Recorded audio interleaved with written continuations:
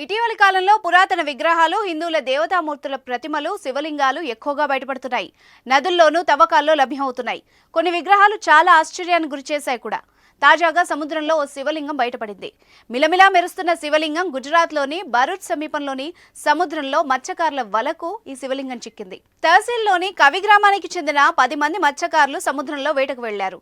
వేటలో భాగంగా వల విసిరారు. వల లాగేటప్పుడు బరువుగా ఉండడంతో ఏదో భారీ చేప పడిందని భావించారు. కానీ బయటకు తీసి చూస్తే వాళ్లకి శివలింగం కనిపించింది. దాన్ని ఒడ్డుకు తెచ్చి పరిశీలించారు. సిఎంఆర్ ఫ్యామిలీ మాల్ ఇప్పుడు మన KPHBలో ఫిబ్రవరి 10వ తేదీన ప్రముఖ నటి శ్రీలీల గారిచే ఘన ప్రారంభం.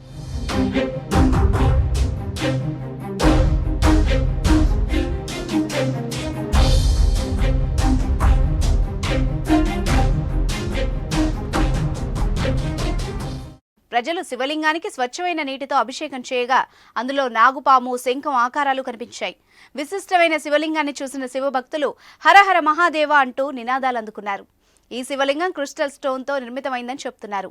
సముద్రంలో శివలింగం దొరికిందన్న విషయం అందరికీ తెలియడంతో సమీప ప్రాంతాల నుంచి ప్రజలు భారీగా తరలివచ్చారు. శివలింగానికి దండాలు పెట్టి పూజలు చేశారు. నాగుపాము గుర్తులు ఉండడంతో మహిమ గల శివలింగంగా భావిస్తున్నారు.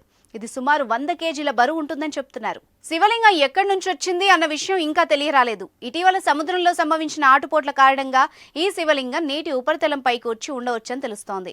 దీనిపై అధికారులు విచారణ చేపట్టారు. ఈ శివలింగం ఎక్కడిది అనే అంశంపై అధికారులు ఆరా తీస్తున్నారు. దీన్ని నిర్మించిన రాయి ఎక్కడ దొరుకుతుందన్న అంశంపై నిపుణులతో చర్చిస్తున్నారు. ఇది పౌరాణిక శివలింగం కావచ్చని అంచనాకొచ్చారు. సాధారణంగా హిందువులకు పురాతన దేవతామూర్తుల విగ్రహాలంటే చాలా మక్కువ. అలాంటి విగ్రహాలు ఎక్కడ కనిపించినా ప్రత్యేక పూజలు చేస్తారు, దేవాలయాలు నిర్మిస్తారు. ఇలాంటి ఘటనలు ఎన్నో చోటు చేసుకున్నాయి. తాజాగా బయటపడిన శివలింగాన్ని కూడా స్థానిక గ్రామంలో ఏర్పాటు చేసి పూజలు చేసే విధంగా చర్యలు జరుగుతున్నాయి.